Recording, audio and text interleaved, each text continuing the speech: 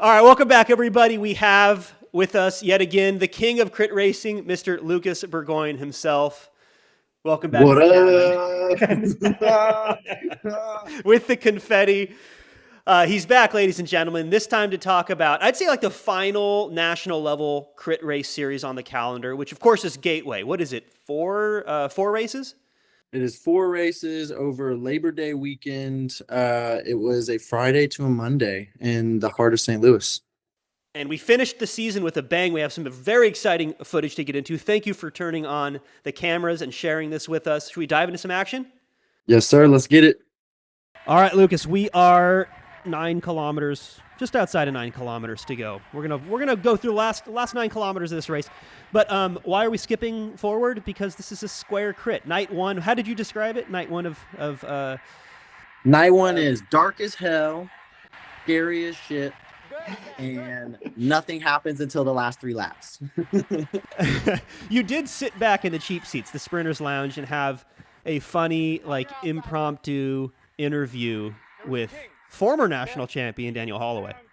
Yes, we actually in this race we coined that Holloway is now the grandfather of crit racing. So everyone go say what's up to Gramps next time you see him. Tell him much love.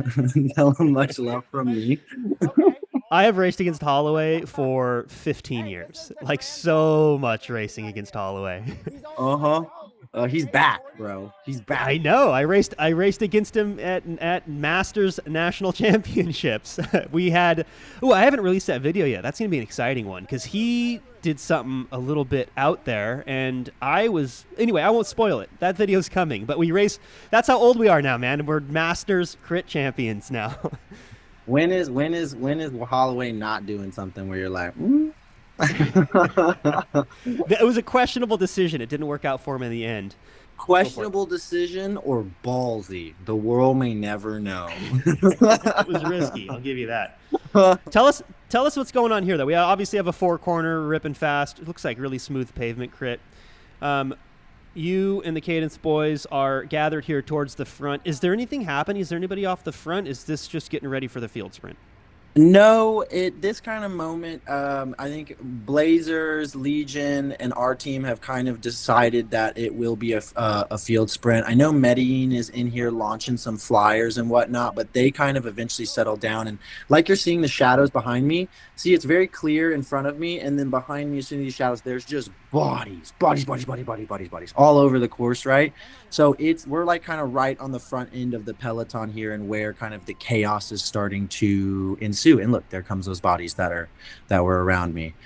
There's Hodeg that's Alvaro, or I guess no, it's Alvaro Hodge, who was a 8 or 9 year World Tour sprinter for during Quickstep's heyday, and then did 3 years at UAE. So hell of a rider and absolute class of a person to have in a crit. It's pretty cool to see those level of guys, showing up. He was literally racing on UAE last year.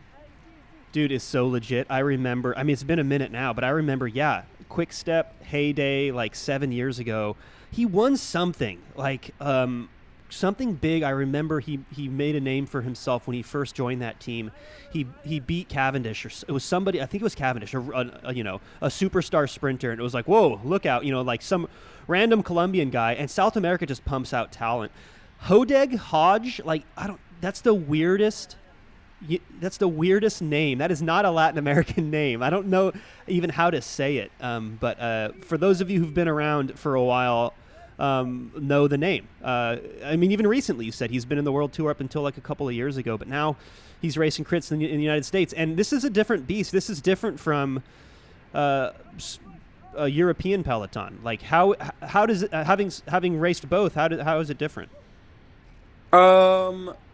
It's in Europe, you fight for straight lines, and obviously power is key and very imperative. But crit racing is a lot more about the ebb and the flow, and understanding your momentum, and using that to your advantage to get there as easy as possible. Crit racing is all about timing. Euro racing is a lot of times it's fighting for a corner or fighting for a pinch point, to kind of be at the front and make the split. And so they definitely vary and whatnot, but both of them you have to have. I mean, yeah, It's a lot. It's an intense final in both regards. Yeah, this probably suits more of a European style sprinter, like it's just a straight four corner crit like this, like not super technical. Is that a fair assessment?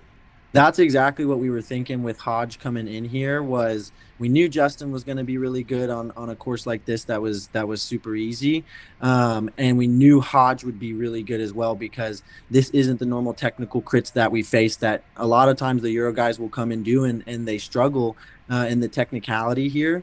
But with this lends to more like a Euro road race, and so it would give the best chance to see, okay, what is it mono at the end of an hour and 15-minute crit? Right. He didn't struggle, by the way, as you're shooting a gap right here. I was going to say he didn't struggle too much shooting gaps and finding spaces. If I can dig up the Instagram reel, I think it was the German pro Marcel. What's his name? Maurice Balderstadt. Maurice. I always get his first. Sorry, Maurice. I always get your first name wrong. He had an amazing short that he posted. Well, if we can dig it up, we'll put it on the screen now of Hodag, like seemingly very comfortable, arguably a little bit too comfortable amongst other riders. But you know what? As we look back at that reel, like his bars are in front. There was a gap. I don't know if I fault him for it. Kind of depends on who you ask. But what are your thoughts on that as we replay this reel? It was definitely a controversial moment in the race and whatnot. I know that Hodag didn't mean any malicious intent by it. He was just moving through the peloton, and you know what? He might have tapped into the guy a little bit too hard. And honestly, the guy who crashed is actually one of my good buddies down here in Austin. And he was like, "Yeah, man," like he's like, it was a little, it was a little rowdy, but he was like, it just totally got caught. It's one of those moments where you get caught off guard, and the bottom end of your bar tip gets tipped, and you're just on the ground before you know it. Yeah, doesn't take much. Does not take much when you're at 190 BPM locked in on everything that's happening in front of you. And the general rule is if your bars are in front of other people's bars, that generally means that you are in a position to dictate the direction that we're going. And as I've been talking, we are now on the closing moments of this race. We're just over 2 kilometers to go.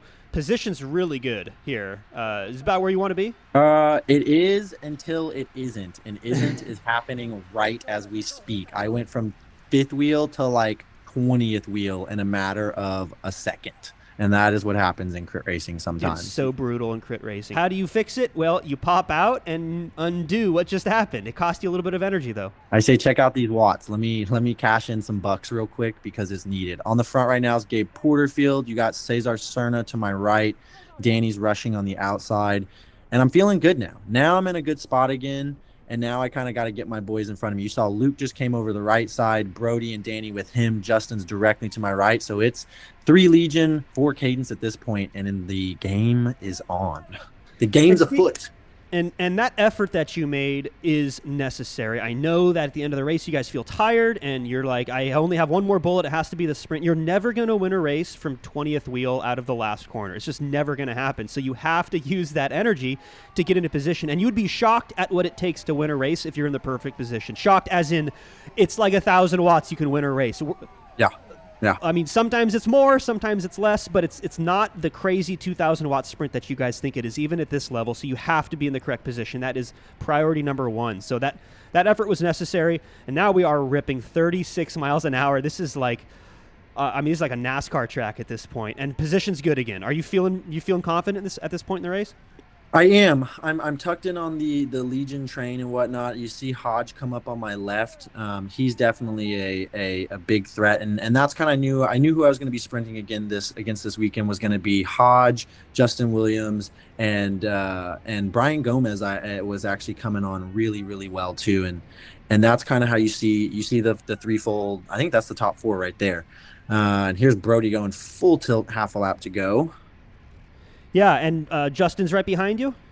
Danny's actually on my wheel, and you're going to see out of this corner, Brody's going to kind of drag me wide. I'm going to have to go around Brody because they're going to cut high and then under, and Danny's going to be taking Justin on the run of a lifetime.